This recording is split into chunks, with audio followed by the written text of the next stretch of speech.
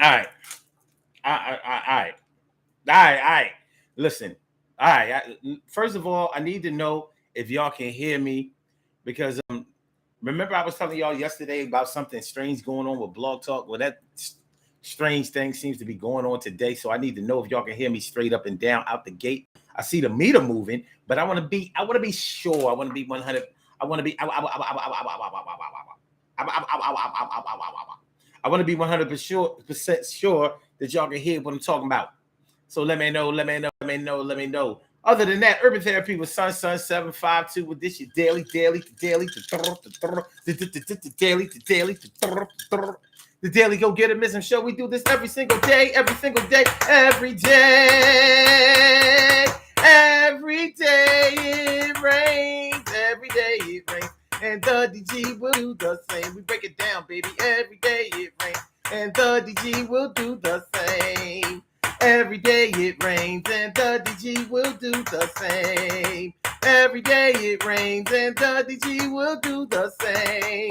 Every day it rains and the DG will do the same. I'm your host, Sun 752, aka Omar with the and if you can't say Omar with the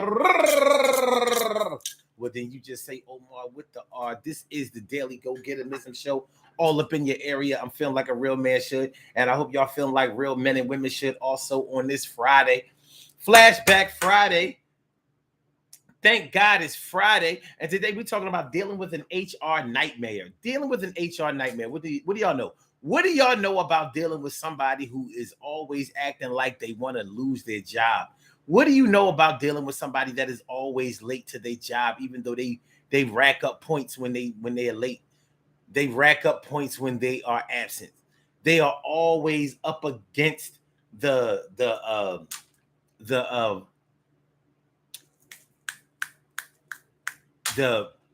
violation line, to the point where they're either getting written up or they have received enough write-ups to be considered for termination. And they're still always finding ways to get around the rules. Why do so many people find it so hard to follow the rules that are implemented at their job? What is the problem? I mean, listen, I'm not like a stickler for the rules when it comes to the job, but here's what I am a stickler for. I have an understanding that if somebody is paying you, they're not paying you for your input unless you're a consultant or an advisor or something like that. Other than that, didn't nobody ask for your opinion. And didn't nobody ask for how you think that things should be run. They have people that they pay for that. And if those people are not you, then you might as well save your breath. And absolutely nobody is paying you to do things the way that you think that they should be done. Nobody. I don't care if you are a supervisor. I don't care if you are a manager. I don't care if you are in upper management. Nobody asked you to do things in your own way. That's why they trained you to do things in their own way. So, yes, they are arrogant and they believe that they are right. However, they're paying for the right to be right, just like you would be paying for the right to be right if you were the one cutting the checks. For example,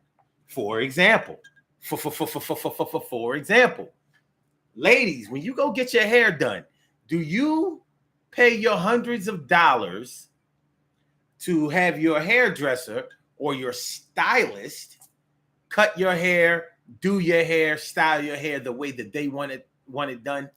Or do you pay them to do it the way that you showed them on the picture or the way that you described it? Which one is it? More than likely, if you are paying $100, $125, $150, $175, $200 to get your hair done, you are doing that and paying that in order to have things your way. That amount of money being spent on your grooming is meant so they will do what you told them to do. Now, if I'm wrong about that, please let me know.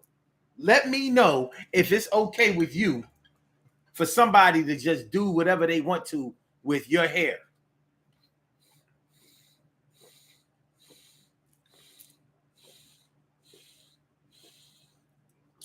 I've been wrong before. I could be wrong again. So if it's all right for you to pay hundreds of dollars to have your weave sewn in to make it look like you have the same amount of hair that it looks like you have with that weave or wig sewn in, and all that mess. If it's all right for the stylist to do it the way they want to instead of the way that you want to, and you're willing to pay hundreds of dollars in order for that to happen, let me know. Because I'm sure I could find a bunch of stylists who would be willing to be able to pay their rent car note and tuition off of you. Let me know.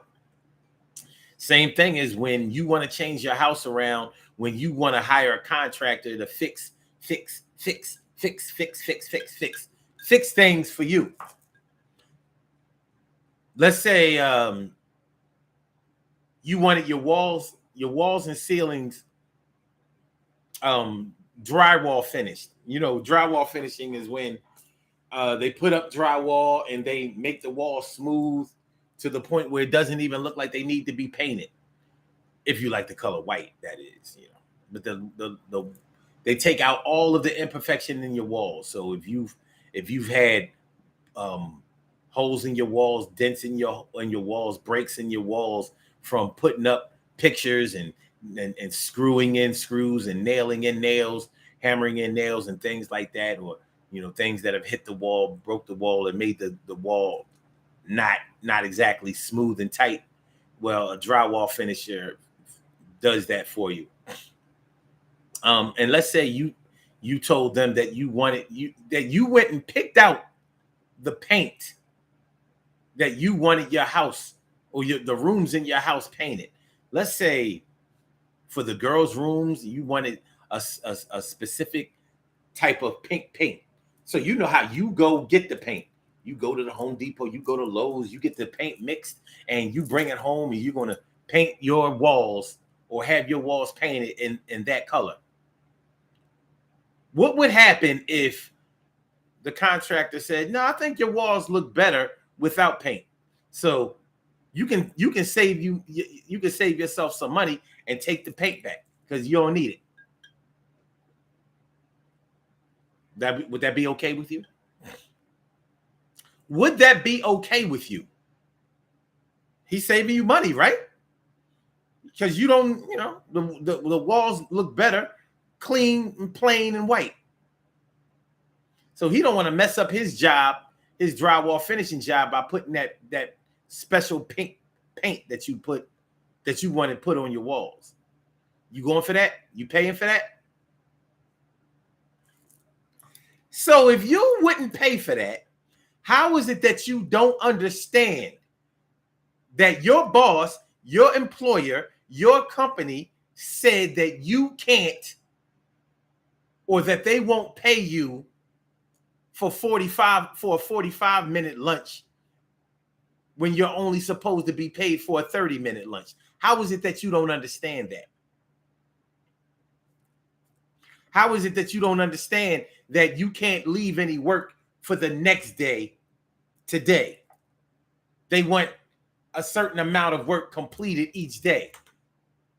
How is it that you don't understand that if you keep doing that, you're going to not have a job anymore? But that's what we're dealing with. And that may be the type of worker you are, the type of employee that you are. And you may stand on that like, man, I do what I want to at work. I'm making the money. A lot of people don't even really realize that when they do their job that they're making money for the company. You know, people who work in sales, people who get paid on commission, they totally get it. But other people who work jobs where there isn't any monetary value on the things that they do at work, they don't always understand that they're making the job money. But just because you're making the job money does not mean that you don't have to follow rules, because you're making the job money and the job is also paying you an amount that y'all agreed to up front. So an HR nightmare, dealing with an HR nightmare. When I say dealing with an HR nightmare, what I'm talking about is you may have coworkers if you work in a union, you may have union members that you are paid to defend. If you're like a shop steward or an HR rep, or a union rep, you are contracted to protect these employees and to defend these employees against totally outlandish and ridiculous excuses that they have for violating rules at work. You know, when you work in the union, the rules of what you can do and can't do are laid straight out in the union handbook. They are right there in the book. Yeah, you can't do this. You can do this. Your supervisor or managers can't do this, but they can do this. Like I worked at a job before where there was a no rush clause. So there was a no rush clause. So the shift was from 11 o'clock to 7:30 in the morning. So if they weren't anywhere near completing their job at, let's say, 5 o'clock in the morning, like you're staring at least 4 more hours of work. You couldn't go to them and be like, yo, come on, you got to move it. You couldn't do it. No rush clause.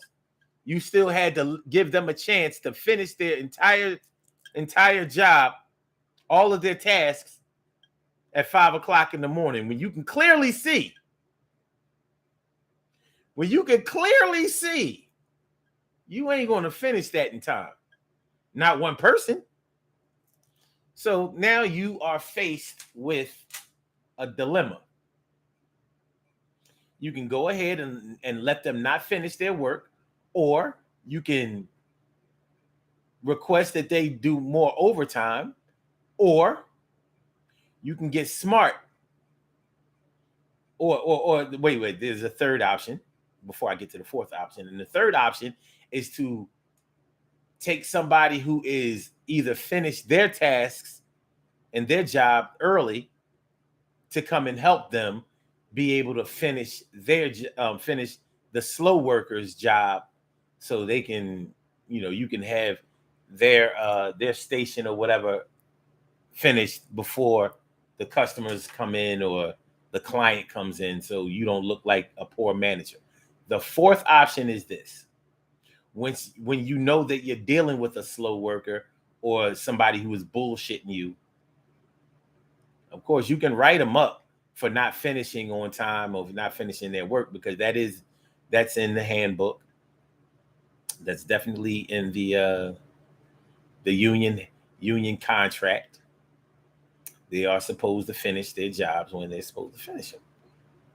But to avoid having to get into a situation where you are writing people up and still not getting your work done and looking like a shitty manager, the fourth option is to go check their work at around 2 a.m. instead of 4 or 5 a.m. when it's getting too late. Go check their area at around maybe 1 a.m. to make sure they got off to a good start. 2 a.m., 3 a.m. But I would say 2 a.m. to keep it really, really safe, because that's 3 hours into a shift. I'm talking about an 11 p.m. to 7 a.m. 7:30 a.m. shift. That's 3 hours. You can see it. You can see what direction that they are going in. And if they aren't seeming like they have gotten off to a good start, or you can tell that they clearly sloughed off, bullshitted, maybe went and ate first and lounged around or went to sleep or whatever the case is, if you can see that they clearly aren't going to make it on time, you can get on the phone at 2 a.m. and call the shop steward. Call the shop steward, bring them on over, and tell them, like, listen, it's already 2:30. By the time the shop steward gets there, it might be 2:30, 3 o'clock. The shop steward is an employee too, so you have to give them a chance to sew up whatever they're doing in their respective jobs. But by the time they get there, it might be 3 a.m. And you can say, listen, it's 3 a.m. and they have only completed this, and they barely completed this. How do we expect that they're gonna finish this job in another 4 hours? We have to look at 7 o'clock, not 7:30, because at 7 o'clock they're going to start wrapping up. They're going to start getting their things together. They're going to start getting ready to go home, because we don't even own them the last 15 minutes of the shift, and plus they get another break, right? Okay, so now the shop steward is going to pretty much be on your side, like, yeah. Yeah, well, what have you been doing? Now, in another scenario, the shop steward would be like, nah, you can't rush him. He or she is getting it done, blah, blah, blah, blah, blah, blah, blah. But in a situation like this, where you're being reasonable, like, listen, I called you over here in a decent amount of time so you can see what's going on. This person is over here bullshitting. They've been in the bathroom, been in the bathroom sniffing coke for the last 45 minutes, talking about they taking a shit. They ain't even taking no shit.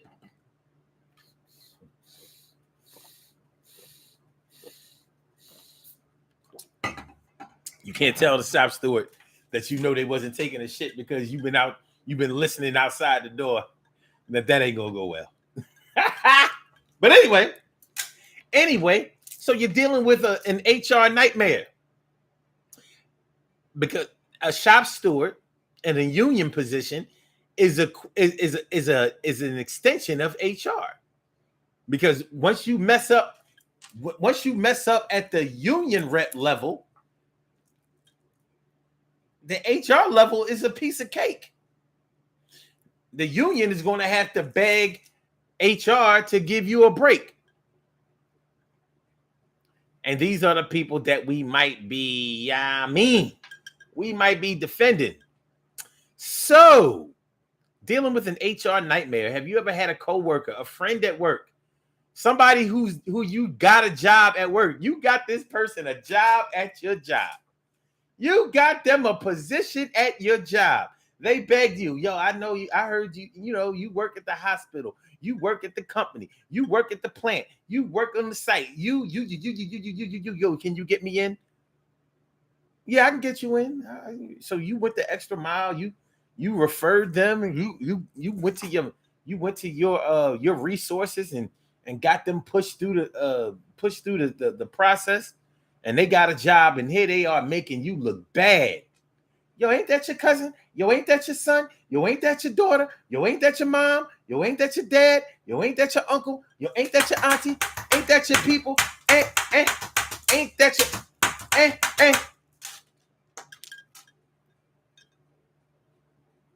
At some jobs, you get an incentive for bringing in good people, and at some jobs, they looking at you real sideways for bringing somebody in here who put the whole company in danger.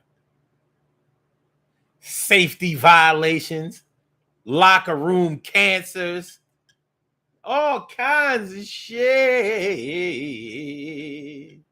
What's going on, T Carry? Right, morning, noon, and night. It's always great to have my peoples going directly into your site and manifest reality. And thanks for coming on through. Rock with me and Carol Chamberlain, my friend, my favorita. It's always great time to see you. How y'all feeling, man? So do y'all understand what I'm talking about today? Do you know what I'm saying? Have you ever dealt with an HR nightmare? Have you ever been an HR nightmare? I mean, because it could be you. You may have been fed up, tired, and so pissed off and disgruntled with a job that you were working on that you decided, I'm not working the right way for these motherfuckers no goddamn more. They shitted on me. They lied on me. They keep promoting people over me after they told me I was next. They messed up my vacation time, my PTO. They stole time from me. And they tried to downsize me. They downsized my uncle. Downsized my uncle 1 year before his retirement. He put in 29 years in his job. 29 years he put in his job, and they fired him just before his 30th year. No. No, no, no, no, no, no, no, no. Carol Chamberlain says, you have to do what I want if I'm spending my money. Yes, that's right. That's right. That's right. And she says, nope, I want what I want. That's right. So no white walls for you. You're going to put that pink up. TK Wright says, yep, no rush clause. Yep, there was a no rush clause. And when I first heard that, I was like, so I can't tell this motherfucker, yo, move your ass, dude. Nope.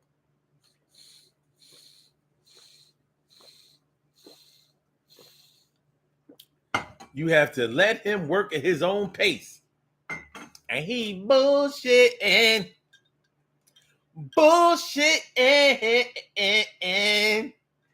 Like, listen, man, we got to get these boxes moved out of this room. You on that forklift. We got 500 cases to move. And you ain't moved but 50 cases. 5 hours into the shift. You got 10 more sets of 10. 10 more sets of 5. Come on, man. Move it. Or should I say 9 more sets of 50? Come on.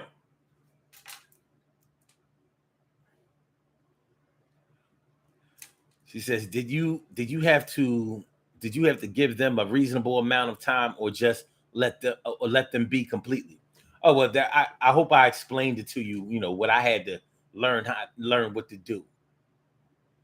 Yeah, so if I saw it wasn't going the way that it was supposed to go, because the area that they needed to work was calculated.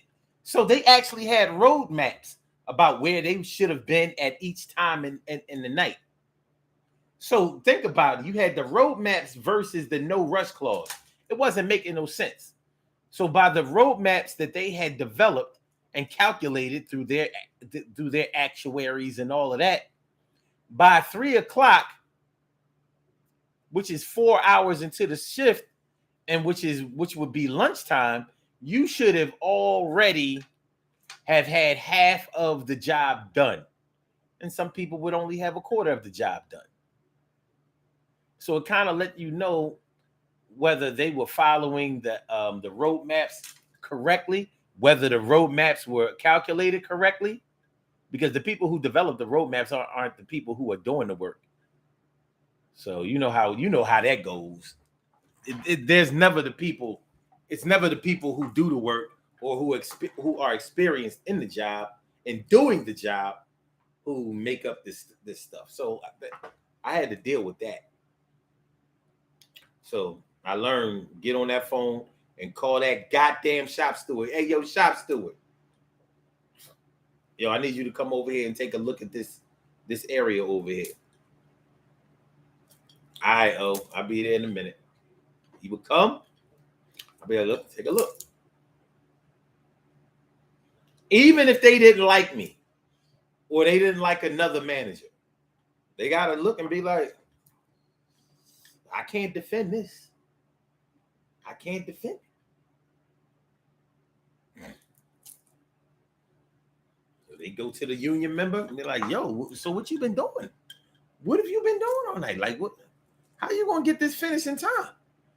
Well, I'm saying, like I was feeling sick and blah, blah, blah, blah, blah. Well, did you tell him that you were feeling sick?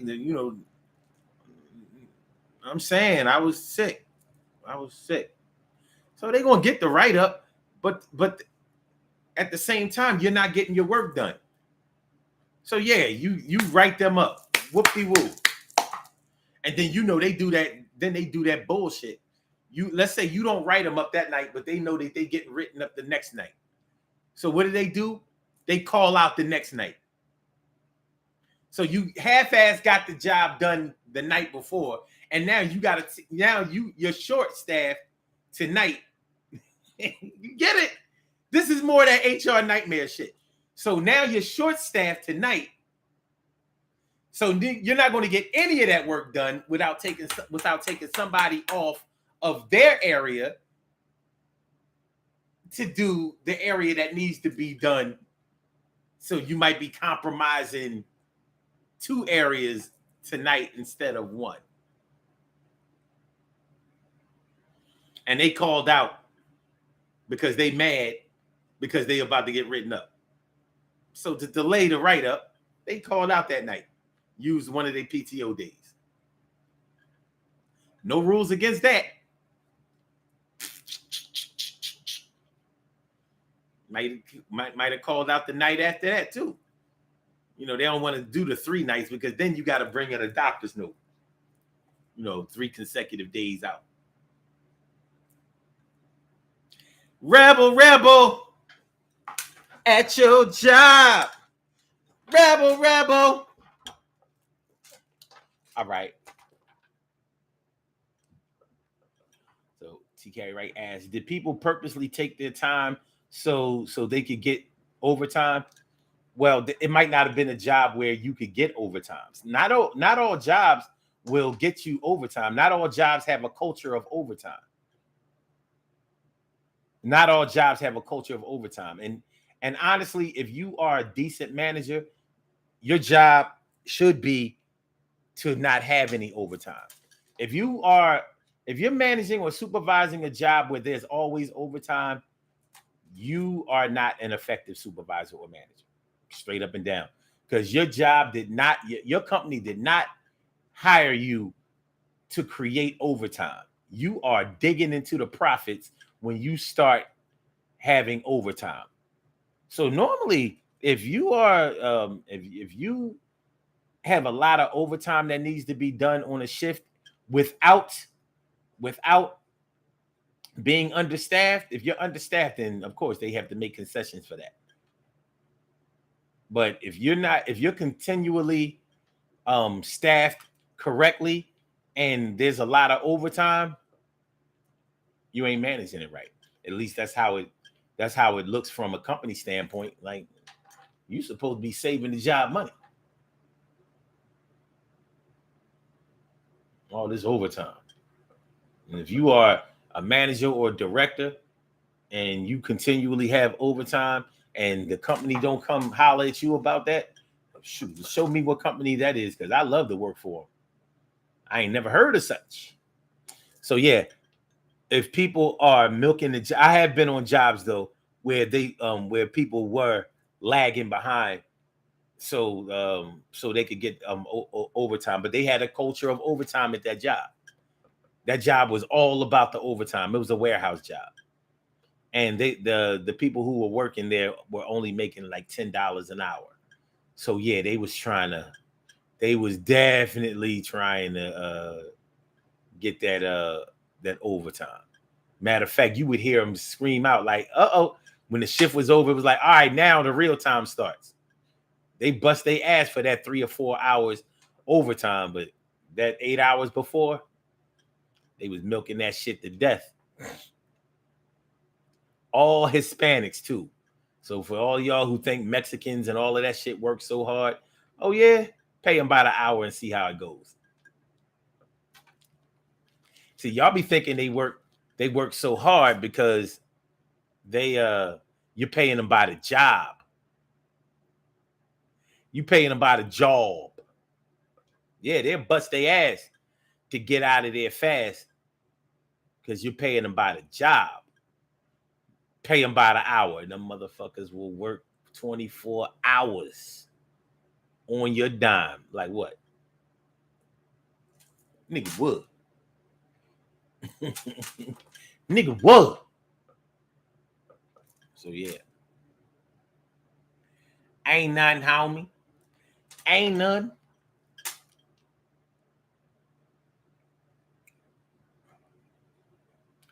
Okay. Shirley Sure, the world's most precious and greatest pearl in the world. Shirley Sure, the world's most precious and greatest pearl in the world. What's going on? What's going on? TK Right says, you explained it well. Thanks. Oh, I was typing questions real time. That's cool. Girl, shit. Shirley Shore says, one of my jobs love overtime. HR is always looking for you to work for. Well, yeah. If you have a job that has a culture of overtime and they have it budgeted like that, no problem. But most jobs ain't.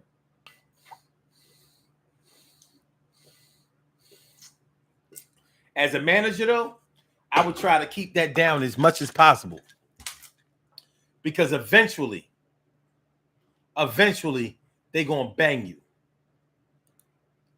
Eventually, they're going to bang you on that overtime. They're going to get you.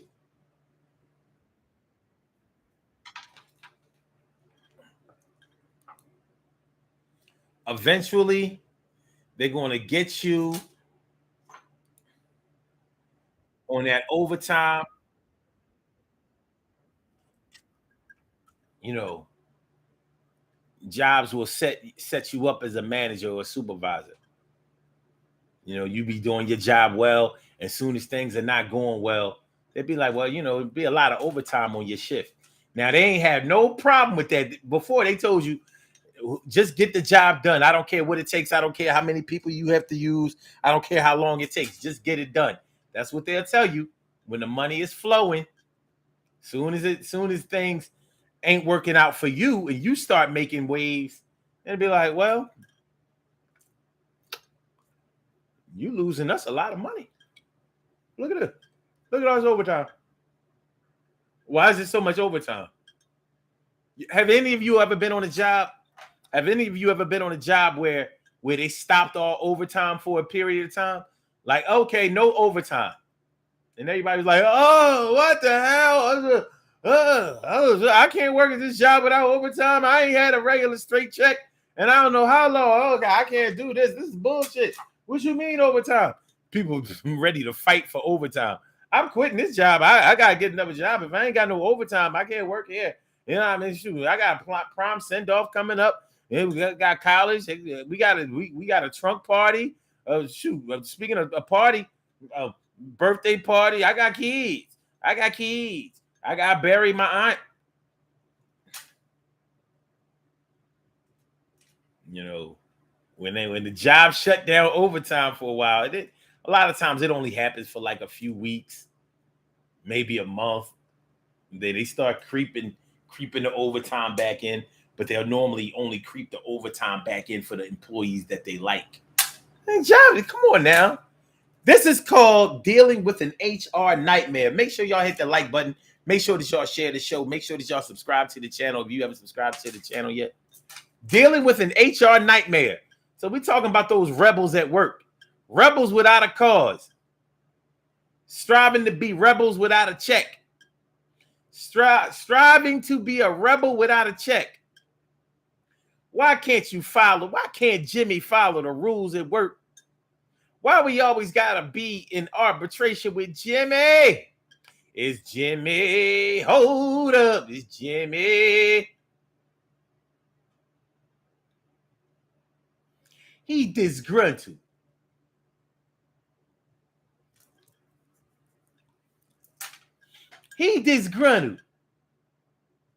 Jimmy might have violated every rule at work except for sexual assault or sexual harassment.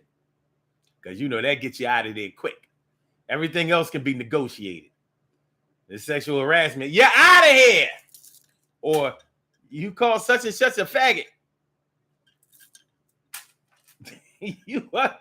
What?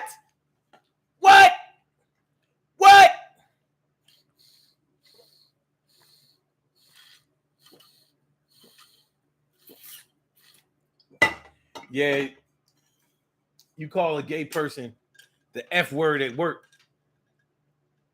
You ain't gonna survive that. You could damn near be the CEO. You ain't gonna survive that. It's a wrap. Yeah. It's a wrap.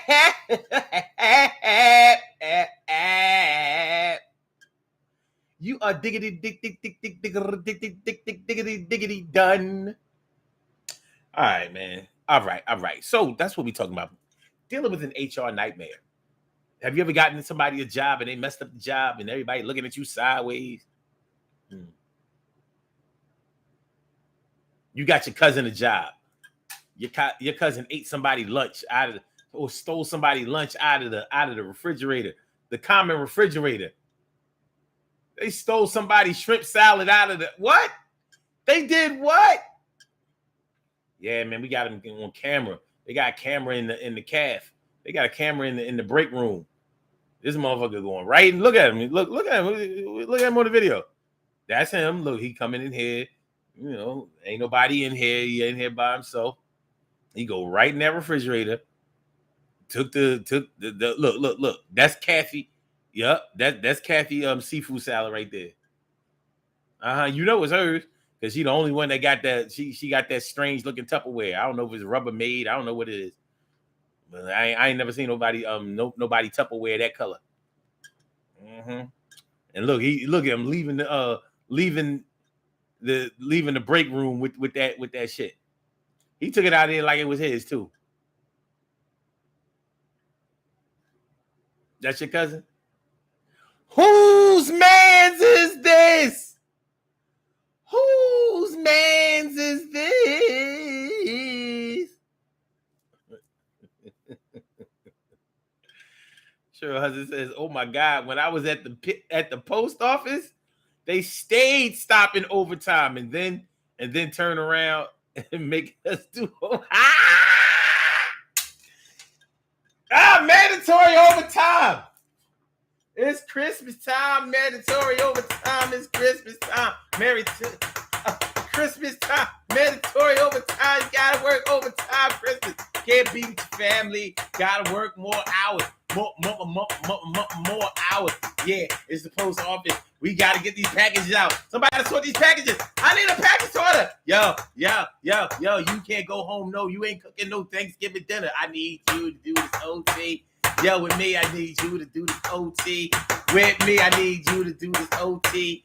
With me, you ain't going shopping on Black Friday. No, not this day. You gotta come and play with the rest of your co-workers. Ain't got nothing to say, but you gonna get paid, get a bonus. You gonna have this thing all up on us. Stopping overtime, but then implementing mandatory overtime. That's what they did at the warehouse too. They would stop the overtime at the warehouse, but around Christmas time, New Year's, any of the holidays, then it was mandatory overtime because shipping and receiving. You had to get those packages out. Those packages had to go out. People waiting for their packages, son. They waiting for their packages. Cheryl says that was the worst. Christmas time at the post office, boy. That's why them postal workers be salty. Be like, how much to send this 2-pound package? Give me the package. You got to put it through the bulletproof joint. You know what I mean? So both windows can't be raised at the same time. Like, yo, you got to put the window down. Like, excuse me, Mr. Postal worker. All right, dude. You got to put that. That little thing. You pull down the window, and then you got to push that little circular thing into. You know what I'm talking about. Push the thing in. God damn it.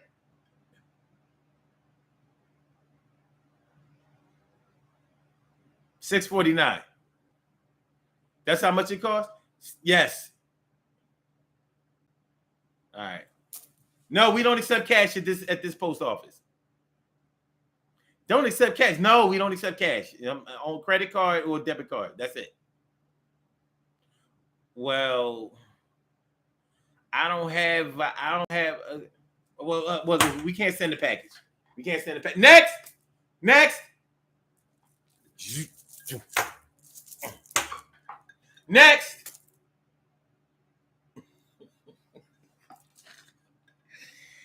You mad at them. You ready to wait until I know we get off at 5 o'clock. I'm waiting outside. Yeah.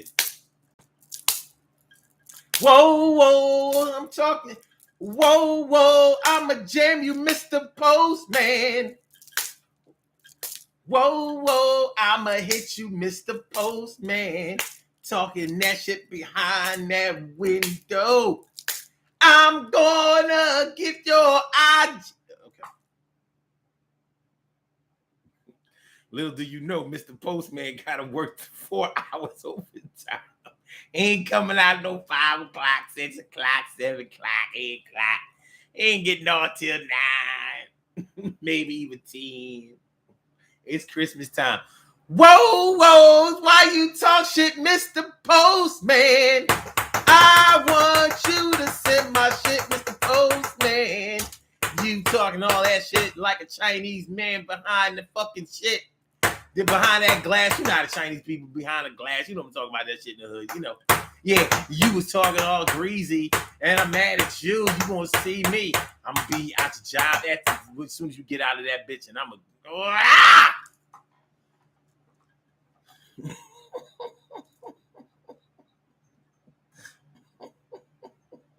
That's right, Cheryl. Next!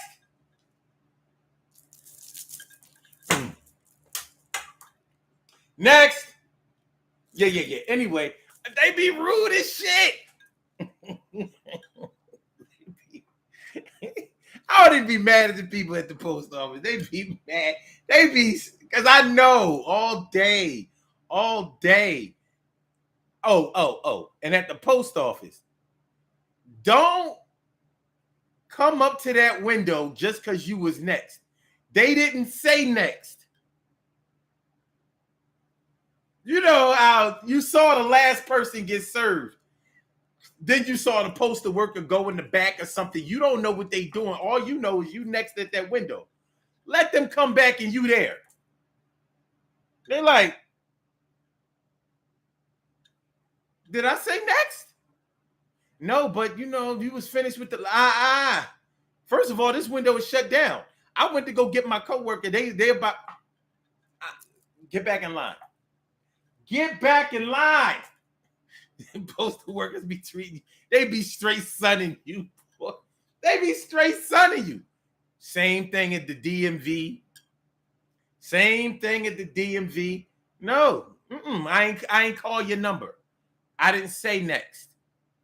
I didn't say next. They be trying to do that same. They be trying to do that shit at AutoZone. They be trying to do that at AutoZone. Like I didn't. Excuse me, sir. Can you get back in line? I didn't say next.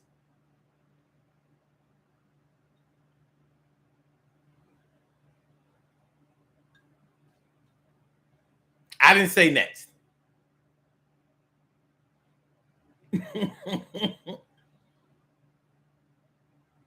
I didn't say next. Whoa, why you front on me, Mr. Postman? I'm gonna fuck you up, Mr. Postman.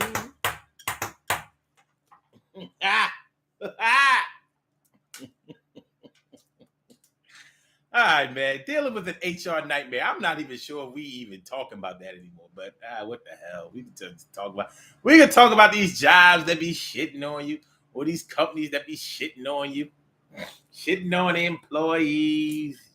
You all mad? Why you so mad, Twan? Why you so mad? Don't get mad. Yeah, man. HR nightmares, baby. HR nightmare, baby. But yeah, listen, for all my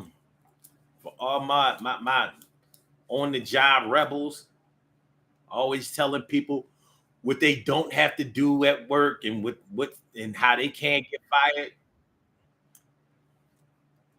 Yeah, you're gonna be looking real stupid when they escort your ass off the premises. And you was the main one talking about what they can't do, what they can't say, and how they can't fire nobody and all of that. Them people always get fired. They always get fired. Sometimes they go kicking and screaming, and sometimes they be quiet as church mice. Like, and I don't care what nobody say. Getting escorted off your job premises is the most embarrassing thing that can ever happen to you at the job, because they treating you like you a criminal. All you did was just lose your job, but they treating you like, like you was gonna bomb the place or put out poison gas, or you was going, shoot up the place. They ain't even let you get your shit off, collect your stuff to leave. Now we'll send your stuff to you, or you can come and get it tomorrow. You can get it out of you can get it at the front desk. But no, you gotta go now. You gotta go now. Wow. Now, that's when you see people, all just because you work in security don't mean that you tough. It don't mean that you can fight. It don't mean none of that. And some people know that shit. So here you are, you got to escort somebody out of the building that you know you can't beat.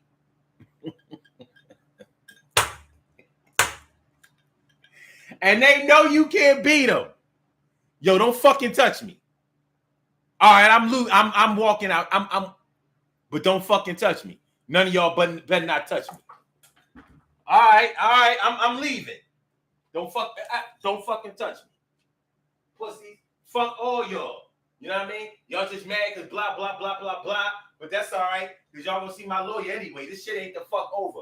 Oh, bitch ass. And yeah, okay, all right. We gonna see.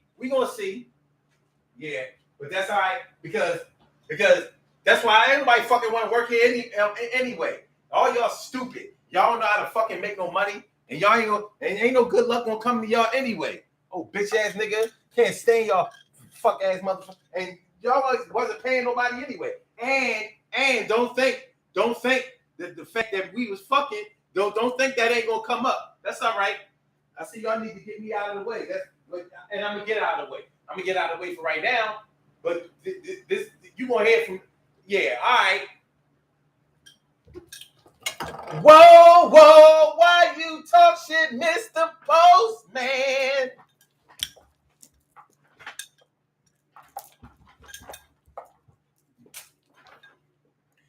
Don't fucking touch me. Here you are talking greasy to these security personnel who you've been chilling with. You know them well as hell. And it don't matter when you getting this escorted out the business, out of the building.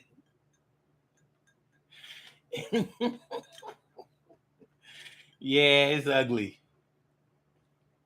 Cheryl Hudson says, no, I remember I got police escorted to work. That was embarrassing. Oh, man.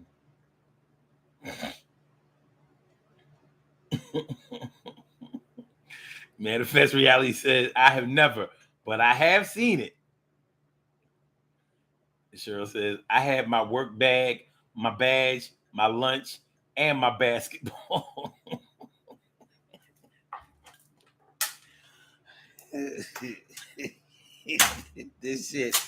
That shit nasty work, baby. That's the nasty work, baby. Yo, I ain't trying to get escorted out the job, man. Like, look, we gotta find another.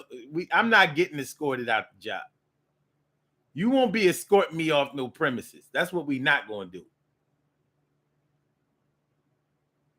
You know what I'm saying? No. I said no. It's all good though. We about to get on the body here, do these birthday shout outs.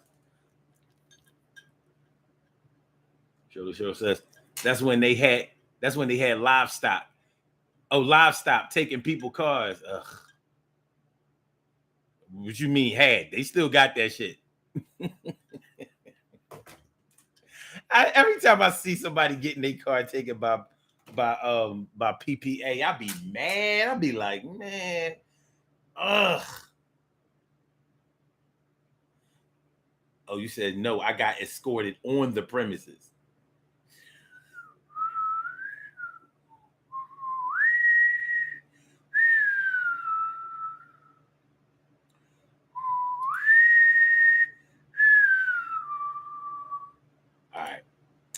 let's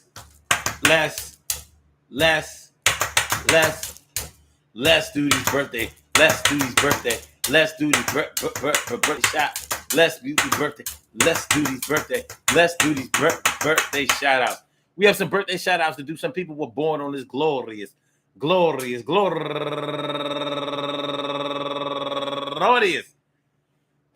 July 28th, and they deserve to be acknowledged. So let's go about our business of acknowledging them and make it feel special because they are special because they are special because they are S-P-E-C-I-A-L. We get the R-E-S-P-E-C-T. They are S-P-E-C-I-A-L. We get the R-E-S-P-E-C-T. They are S-P-E-C-I-A-L. We get the R-E-S-P-E-C-T. They get number one out the box.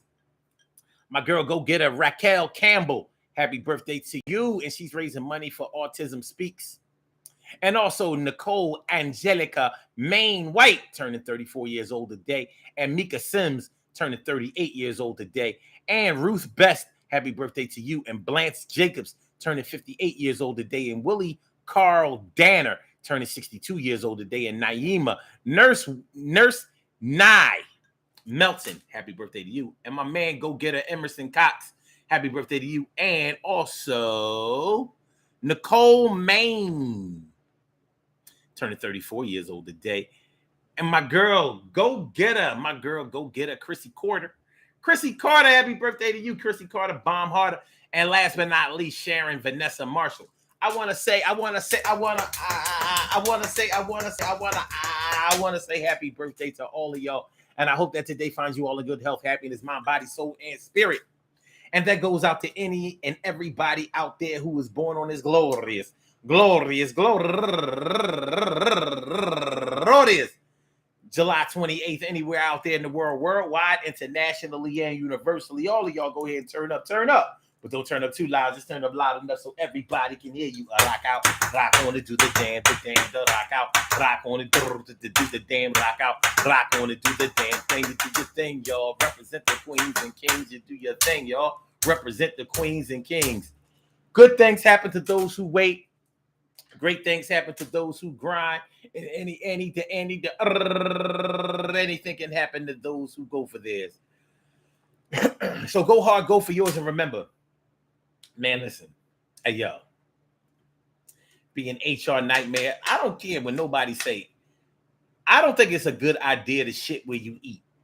Somebody paying you to do a job, do the job, get out of the way, come back tomorrow and get paid another day. I mean, there's so many things out here in the world that you could rebel against.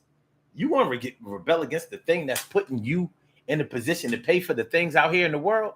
I don't know. It don't make no sense to me. Maybe it makes some sense to you, but it don't make no sense to me. I don't know. I mean, we got to do what we got to do out here, baby. But I say do whatever you got to do to keep the checks coming in. We all live in check to check, especially when we miss a check. You think you ain't living check to check? Well, miss a couple of checks and see how you feeling about that. You get used to your money coming in, so don't do anything out there to jeopardize that. Don't be having yourself going to HR. You know what? This is what I didn't say about HR. And I need to say this before we go. HR works for the company. So people who be thinking that HR is going to get them out of trouble and HR is looking out for them and HR is going to scold the job like the job is not paying HR, you're wrong. The HR works in interest. It works for the interest of protecting the company's interest. So wherever they think that the company might lose money, that's where they are against. So if they see that messing with you or violating you will cost them money, they're going to be on your side. But they also see where you are costing them money, they're going to be on the company side. But they're on the company side anyway, because that's who pays them. Don't forget it.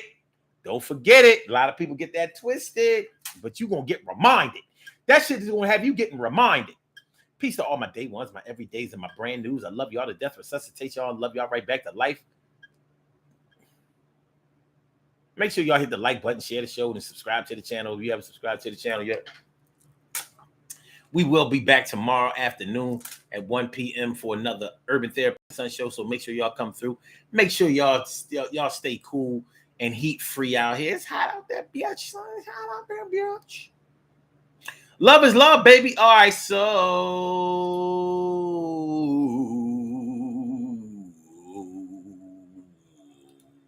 so Blog Talk, we gonna get you out of here. Yeah.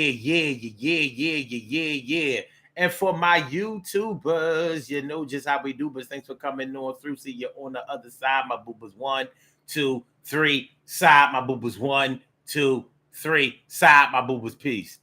Peace.